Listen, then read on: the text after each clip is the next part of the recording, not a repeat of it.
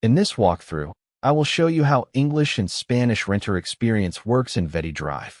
Bilingual support is optional.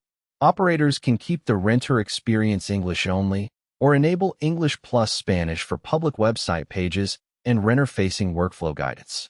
Start in Websites and choose English plus Spanish.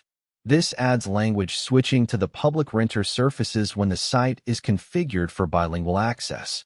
On the public website, renters can switch between English and Spanish.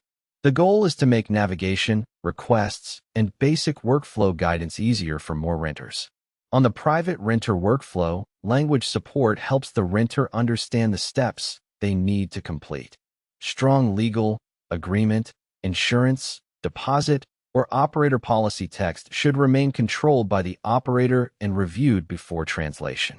This gives operators flexibility without forcing Spanish-only operations. The recommended setup is English or English plus Spanish. That is the bilingual workflow. Enable it when useful, keep important policy language controlled, and let renters navigate with less friction.